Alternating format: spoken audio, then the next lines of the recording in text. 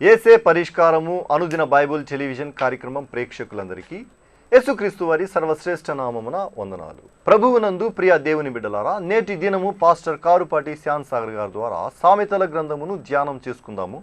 మీరందరూ బైబిల్తోనూ నోట్బుక్తోనూ సిద్ధపడి ఉంటే పాస్టర్ కారుపాటి శ్యామ్ సాగర్ గారు ప్రార్థన చేసి ఈ దినపు వాక్య పరిచర్య చేస్తారు. ప్రభువునందు ప్రియమైన దేవుని బిడ్డలారా, ఈ రాత్రి కాలపు వాక్య భాగం కొరకు ఆర్థిక సహకారం అందిస్తున్న కుటుంబం పోతునూరు వాస్తవ్యులు శ్రీ నున్న కీర్తిశేషులు నున్న భూషణం గారి జ్ఞాపకార్థం వారి భార్య శ్రీమతి అనస్థానమ్మ గారు, కుమార్తె కాటం నిర్మల కుమారి గారు, అల్లుడు కాటం విలియం ప్రభాకర్ గారు, మనుములు రవితేజ ధర్మతేజాలు సమర్పిస్తున్నారు. విలియం ప్రభాకర్ గారికి, నిర్మల కుమారి గారికి, రవితేజ ధర్మతేజ అనస్థానమ్మ గారులకు ప్రత్యేక కృతజ్ఞతలు. తెలుగు ప్రజల సువార్థీకరణోద్యమం కొరకు ప్రార్థిస్తున్నారా? తప్పక ప్రార్థించండి. ప్రభువు గొప్ప కార్యం జరిగించినట్లు వేడుకోండి. ప్రార్థన చేసుకుందాం. దయచేసి తలలు వంచండి, ప్రార్థనలో ఏకీభవించండి. మమ్మల్ని మిక్కిలిగా ప్రేమిస్తున్న మా ప్రియ పరలోకపు తండ్రి, మీ పరిశుద్ధ ఘన నామమునకు స్తోత్రాలు. ఈ రాత్రి కాలం మీ ప్రియబిడలంగా మీ పాదముల చెంతకొచ్చి ప్రార్థన చేస్తున్నాను. ప్రభు, ఈ రాత్రి కాలం అనస్థానమ్మ గారి కుటుంబం కొరకు ప్రార్థిస్తున్నాను. నిర్మల కుమారి గారు, ప్రభాకర్ గారిని, ధర్మతేజ రవితేజలను మీరు ఆశీర్వదించమని ప్రార్థిస్తున్నాను. భూషణం గారి జ్ఞాపకార్థం వీరిచ్చిన ఎపిసోడ్ను బట్టి వీరిని ఆశీర్వదించండి. ఈ రాత్రి కాలం మా ప్రేక్షకులను దృష్టించండి. మంచి వాక్య ధ్యానం మాకు అనుగ్రహించండి. నీ వాక్యం చేత మా ప్రేక్షకులను బలపరచండి. మీ కృపా సహాయం మాకు ఇవ్వండి. యేసు ప్రభు పేరిట ప్రార్థించుకొనుచున్నాము తండ్రి, ఆమేన్. ప్రభువునందు ప్రియమైన దేవుని బిడ్డలారా, దయచేసి మీ పరిశుద్ధ బైబిల్ గ్రంథాన్ని తెరిచి సామెతల గ్రంథం 22వ అధ్యాయం 11వ వచనము నుండి వాక్యాన్ని గమనించాలని నేను మనవి చేస్తున్నాను. సామెతల గ్రంథం 22వ అధ్యాయం 11వ వచనం. హృదయ శుద్ధిని ప్రేమించుచు దయగల మాటలు పలుకుచు ఉన్న వానికి రాజు స్నేహితుడు అగును. రాజు అంటే పరిపాలకుడు, అధికారి. ప్రతివారు రాజునకు స్నేహితులుగా ఉండాలని కోరుకుంటారు. రాజు తన స్నేహితులను చెప్పుకోవటం చాలా గొప్ప ఆధిక్యత. మరి రాజు నీకు స్నేహితుడు ఉండాలి అంటే హృదయ శుద్ధిని ప్రేమించాలి, దయగల మాటలు పలకాలి. హృదయ శుద్ధి గలవారు ధన్యులు, వారు దేవుని చూస్తారు అని మత్తయి సువార్తల 5వ అధ్యాయంలో కొండ మీద ప్రసంగంలో యేసుక్రీస్తు ప్రభువారు స్వయంగా చెప్పారు. హృదయ శుద్ధి గలవారు ధన్యులు అంటే ఏమిటి అర్థం?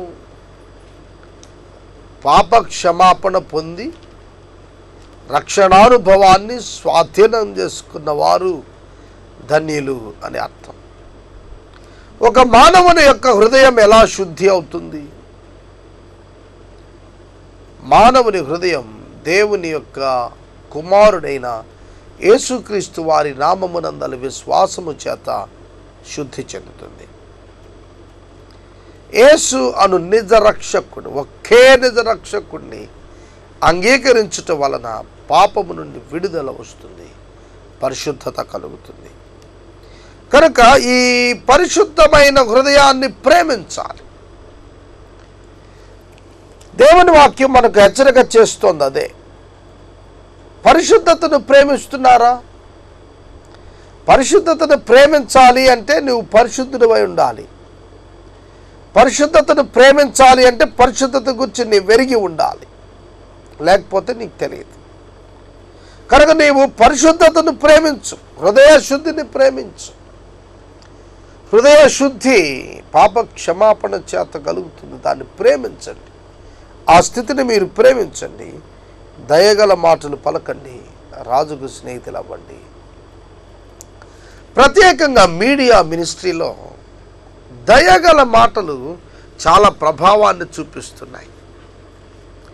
దయగల మాటలు ఆపదలో, ఇబ్బందులు, శ్రమలో, అనారోగ్యంలో, కోర్టు తగాదాలు, వివిధ నిరుద్యోగ ఇతర సమస్యలలో ఉన్న వారికి చక్కటి ఆదరణ ఇచ్చేటువంటి మాటలను మీడియాలో ప్రజెంట్ చేస్తున్నారు అనేక మంది దేవుని బిడ్డలు. రాజు స్నేహితుడవుతాడు.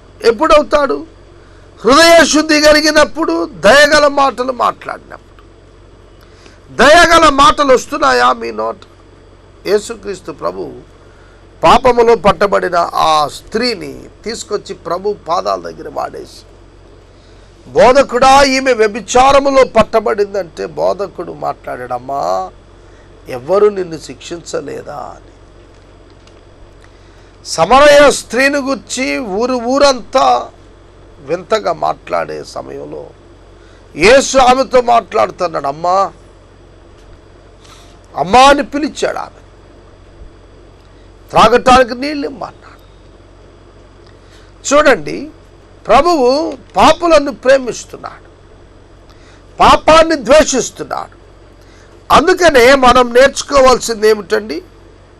దయగల మాటలు పలుకుచు హృదయ శుద్ధిని ప్రేమిస్తూ ఉంటే ఒక ఆశీర్వాదం ఏంటంటే గొప్ప గొప్ప వారికి నువ్వు స్నేహితుడు అవుతావు.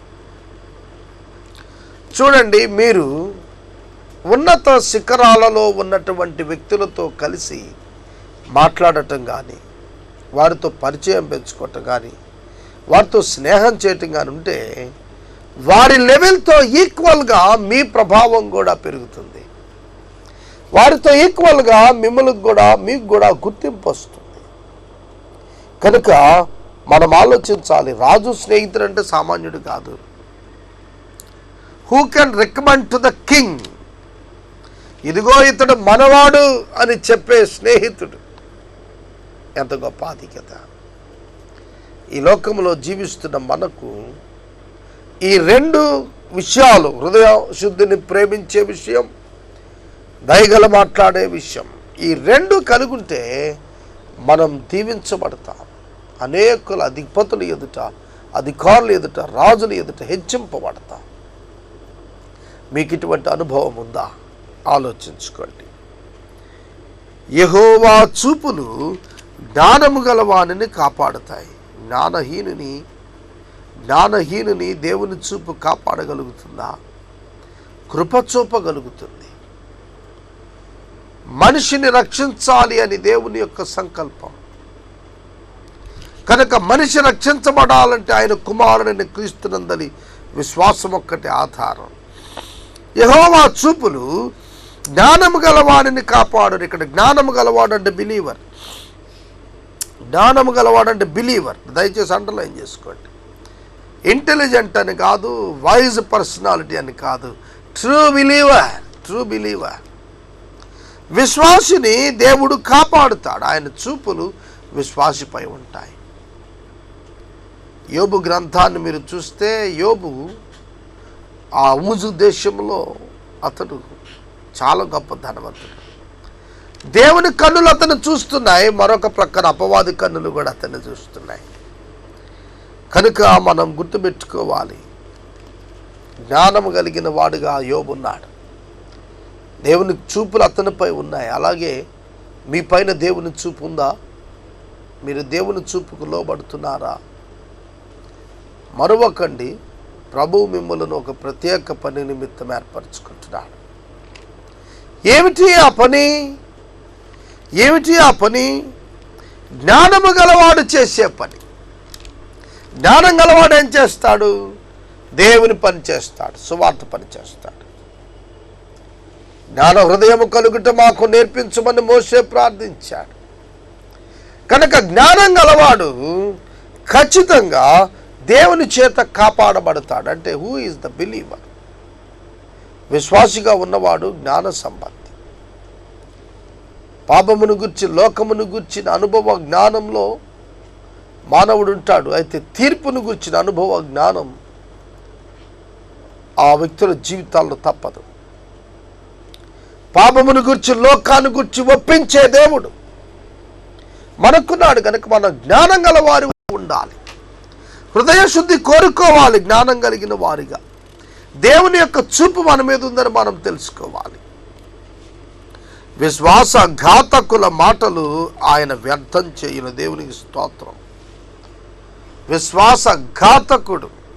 ఘాతకుడు అంటే విశ్వాసం ఉంచాల్సిన స్థితిలో తృణీకరించువాడు. అటువంటి వానికి ఏమిటి? అతని మాటలను దేవుడు వ్యర్థం చేస్తాడు. ఒక్కొక్క విశ్వాసఘాతకుడు మాట్లాడే పదాలు హృదయానికి రంపపు కోత వలె ఉంటాయి. వాటిని ప్రభువు తీసేయాల్సిందే. మీరు ఇతర మనుషులను మీరు బాధిస్తున్నారా? తోలనాడుతున్నారా? మీకు పరిచయం చేసే అవకాశం వస్తే చేయకుండా వెనక్కి తగ్గుతున్నారా? ఆ విధంగా ఒకవేళ మీరు చేస్తే ఇకపై అట్లా చేయొద్దు. మీ చేతనైన పరిచర్య మీరు చేయటం నేర్చుకోవాలి. విశ్వాసఘాతకుల యొక్క మాటలు ఏమవుతాయి?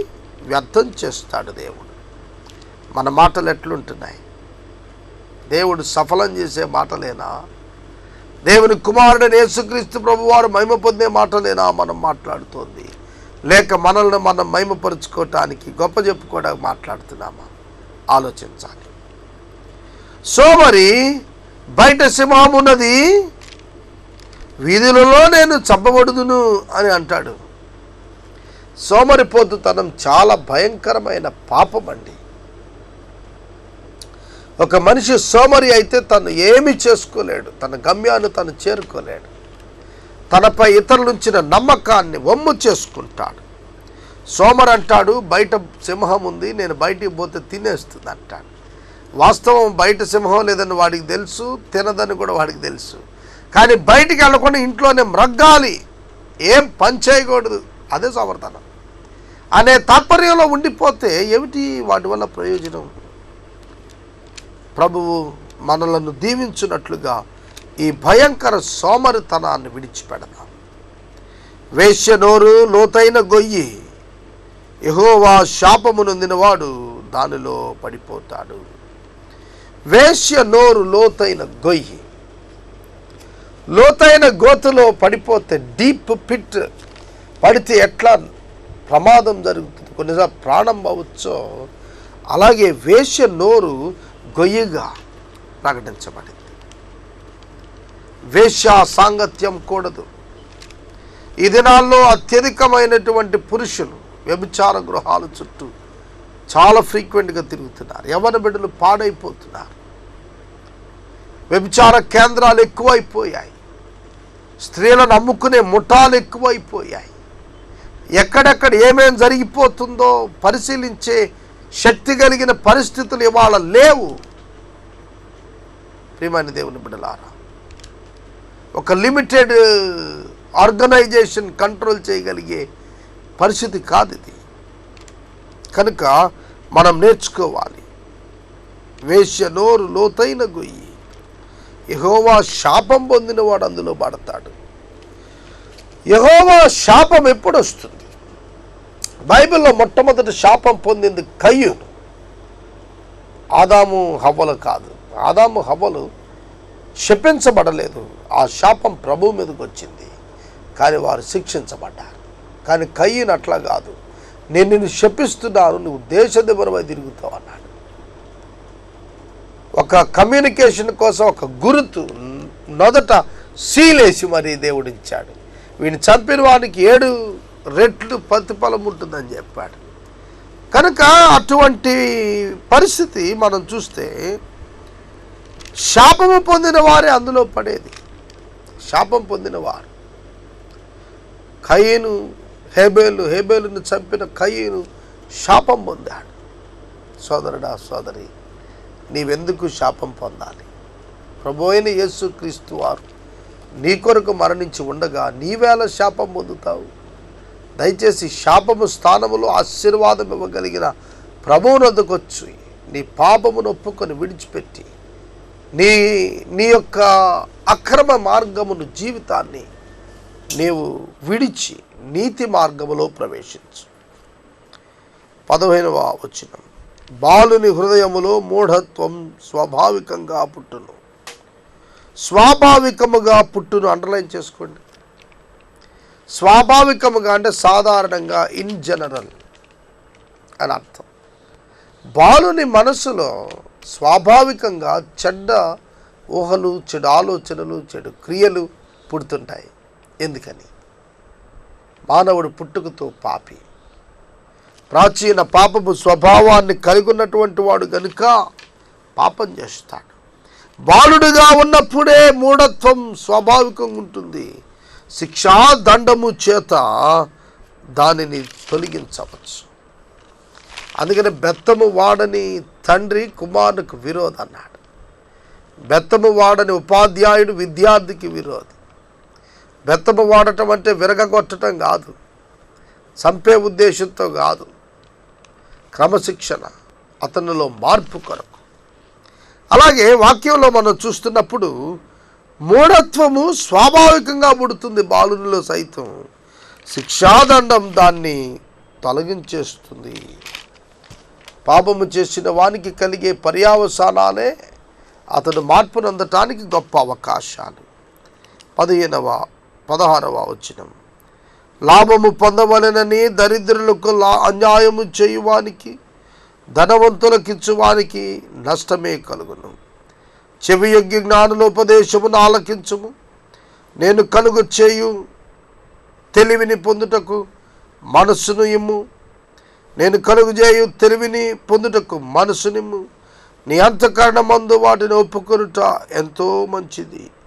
పోకుండా అవి నీ పెదవుల మీద ఉండనిమ్ము. యెహోవాను ఆశ్రయించున్నట్లు నీకే కదా నేను ఈ దినమున వీటిని ఉపదేశించి ఉన్నాను. చూడండి, ఇక్కడ నేను 3 వచనాలు 4 వచనాలు వరుసగా చదివాను. దీనిలో ఉన్న భాగాన్ని కనుక మీరు గమనించినట్లయితే ప్రాముఖ్యంగా చెవి యొగ్గి జ్ఞానుల ఉపదేశం ఆలకించమంటాడు. జ్ఞాని అంటే ఎవరు? MA PhD చేసిన వాడా జ్ఞాని అంటే? జ్ఞాని అంటే దేవుని ఎరిగినవాడు. Purpose of God, eternal purpose of God ఎరిగినవాడు నిజమైన జ్ఞాని.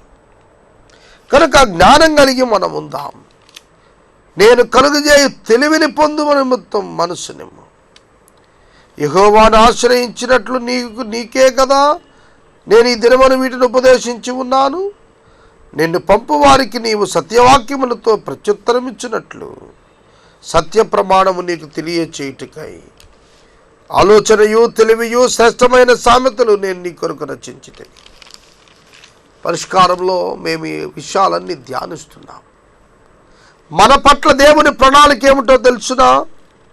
నిన్ను పంపు వారికి నీవు సత్యవాక్యముతో ప్రత్యుత్తరం ఇచ్చినట్లు. నీవు సత్యవాక్యంతో ప్రత్యుత్తరం ఇవ్వాలి. నీ సొంత అనుభవాలతో కాదు నువ్వు ప్రత్యుత్తరం ఇవ్వాల్సింది. నీ ఎక్స్పీరియన్స్తో కాదు, నీవు నమ్మిన దేవుని వాక్యంతో జవాబు ఇవ్వటం రావాలి. ఆలోచన తెలివియు శ్రేష్టమైన సామెతలు నేను నీ కొరకే రచించితిని. దరిద్రుని దోచుకొనవద్దు. గుమ్మము వద్ద దీనులను బాధపరచవద్దు. దరిద్రుని దోచుకొనవద్దు. దరిద్రుడు కదా, వీడి వల్ల ఏమవుతుంది, వీడేం చేస్తాడు, వీడిది దోచుకుందామని అనుకోవద్దు. దేవుడు మిమ్మల్ని చూస్తాడు.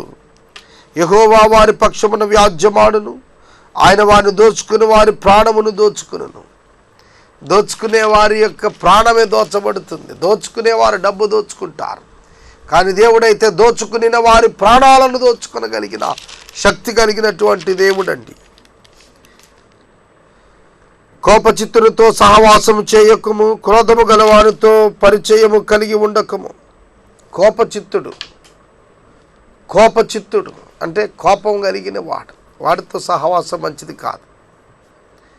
ఎన్నడూ కూడా కోపిష్టోడితో ఫ్రెండ్షిప్ చేయకూడదు.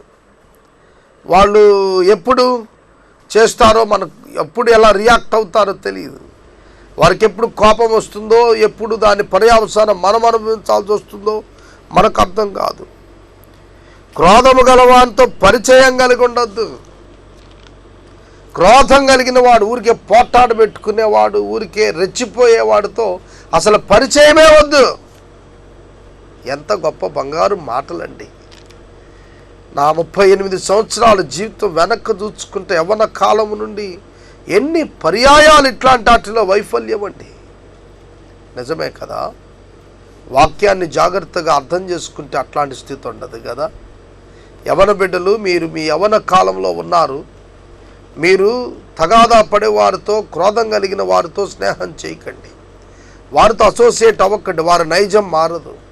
వారు ప్రభువుని కలిగి ఉండి హత్తుకుంటే నైజం మారుతుంది. వారంతటా వారి నైజం మారదు. నీవు వారి మార్గములను అనుసరించి నీ ప్రాణమునకు ఉరి తెచ్చుకుంటావేమో. నిజంగా ఉరి తెచ్చుకోవటమే. పాపులను వెంబడించి క్రోధం గలవానితో పరిచయం పెంచుకుని కోపచిత్తులతో సహవాసం చేస్తే నీవు ఏమవుతావు? నీ ప్రాణానికి నీవు ఉరి తెచ్చుకుంటున్నావు. నీ ప్రాణానికి నువ్వే ఉరి తెచ్చుకుంటున్నావు. జాగ్రత్త. ప్రాణానికి ఉరి తెచ్చుకోవటం ఏంటి అంటే మనంతటా మనమే మన ప్రాణం పైకి తెచ్చుకుంటున్నాం. పరిశుద్ధ లేఖనాలు ఎంత ఘనమైనవి. ఒక వ్యక్తి యొక్క పరిపూర్ణ భద్రతకు ఆధారమైన సంపూర్ణమైన విషయాల పరిజ్ఞానాన్ని బైబిల్ గ్రంథమందు లిఖించి ఉంచారు.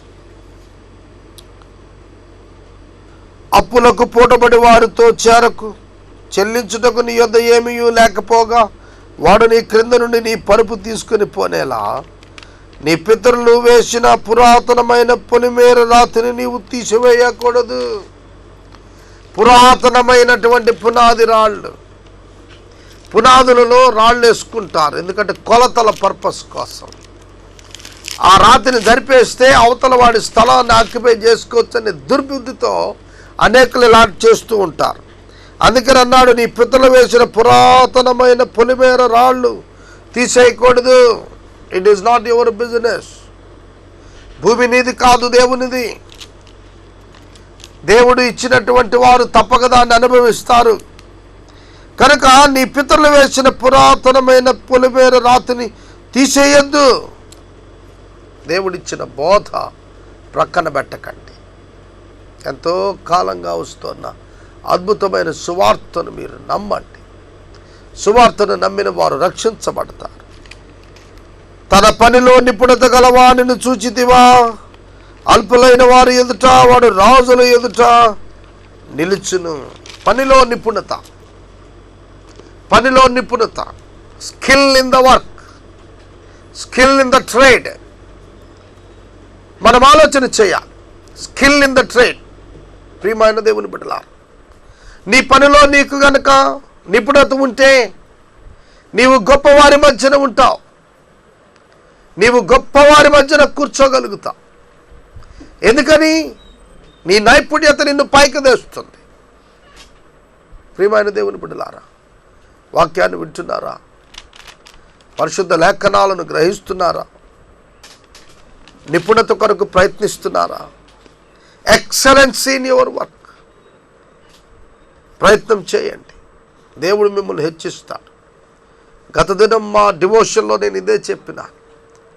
మనం స్కిల్ డెవలప్ చేసుకుంటే, వాక్యం డెవలప్ చేసుకుంటే, పరిచర్యను డెవలప్ చేసుకుంటే అనేక ఘనమైన కార్యాల మధ్య హెచ్చించబడతామని. కనుక మీరు దీవించబడాలని నేను ఆశిస్తున్నాను. ఈ యొక్క వాక్య భాగమును ఇక్కడ నేను నిలుపుదల చేస్తున్నాను. రేపటి వాక్య భాగంలో 23వ అధ్యాయం మనం ప్రారంభం చేసుకుంటాం. ఈ రాత్రికాలపు వాక్య భాగమునకు ఆర్థిక సహకారం ఇచ్చిన వారు పోతునూరు వాస్తవ్యులు కీర్తిశేషులు నున్న భూషణం గారి జ్ఞాపకార్థం వారి భార్య అనస్థానమ్మ గారు, కుమార్తె కాటం నిర్మల కుమారి గారు, అల్లుడు కాటం విలియం ప్రభాకర్, మనుమలు రవితేజ ధర్మతేజలు సమర్పిస్తున్నారు. దేవుడి కుటుంబాన్ని దీవించునుగాక. మనము ఇంతవరకు పాస్టర్ కారుపాటి శ్యామ్ సాగర్ గారి ద్వారా సామెతల గ్రంథమును ధ్యానం చేసుకున్నాము. ఈ కార్యక్రమం ద్వారా మీరు పొందుకొనుచున్న ఆత్మీయ మేలులు ఒక ఉత్తరం ద్వారా మాకు తెలియచేయండి. మీ ప్రార్థనా మనవులు మాకు తెలియచేస్తే సోమవారం నుండి శనివారం వరకు ఏసే పరిష్కారము కార్యాలయంలో ఏర్పాటు చేసిన 6 గంటల ప్రార్థనా శిబిరంలో మీ కొరకు ప్రత్యేకంగా ప్రార్థిస్తాము. మీ కుటుంబ పక్షముగా ఒక ఎపిసోడ్ ప్రసారం చేయాలనుకున్నారు మాకు తెలియచేయండి. అలాగే ఈ కార్యక్రమానికి ప్రతి నెల 100 రూపాయలు కానీ 50 రూపాయలు కానీ 25 రూపాయలు కానీ ఆర్థిక సహకారం అందించాలనుకునేవారు మాకు తెలియచేస్తే మా సిబ్బంది మీ గృహాలను దర్శిస్తారు. ముగింపు ప్రార్థన ఆశీర్వాదాలతో ఈ కార్యక్రమాన్ని ముగించుకుందాం. ప్రార్థన చేసుకుందాం. దయచేసి శిఖామణి గారి కొరకు ప్రార్థన చేయండి. షుగర్ వ్యాధి చేత ఆయన బాధపడుతూ ఒక కాలు యాపిటేషన్ చేసినారు. ఆ బిడ్డ ఆరోగ్యం కొరకు భద్రత కొరకు ప్రార్థించండి. ప్రార్థన. మమ్మల్ని మిక్కిలిగా ప్రేమిస్తున్న మా ప్రియ తండ్రి, మీకు స్తోత్రాలు. వాక్యం విన్న బిడ్డలను దీవించండి. వాక్యాన్ని స్పాన్సర్ చేసిన నిర్మల గారి కుటుంబాన్ని, విలియం ప్రభాకర్ గారిని, ధర్మతేజ రవితేజలను, అనస్థానమ్మ గారిని దీవించండి. మా సోదరులు శిఖామణి గారి కొరకు ప్రార్థిస్తున్నాం. వారికి జరిగిన శస్త్రచికిత్సలో ప్రభువా వారిని కాపాడారు. ప్రాణాత్మను భద్రపరచండి, ఆరోగ్యం ఇవ్వండి, స్వస్థత ఇవ్వండి. మా ప్రేక్షకులను దీవించండి. ఎపిసోడ్ స్పాన్సర్స్ను ఇవ్వండి. తెలుగు ప్రజల సువార్థీకరణ కొరకు ద్వారాలను తెరవండి. యేసు ప్రభు పేరిట అడుగుచున్నాము తండ్రి, ఆమెన్. మన తండ్రి అయిన దేవుని ప్రేమ, కుమారుడైన యేసుక్రీస్తు వారి యొక్క కృప, పరిశుద్ధాత్మ దేవుని యొక్క అన్యోన్య సహవాసము సదాకాలము మనకందరికీ తోడై ఉండును గాక. ఆమెన్.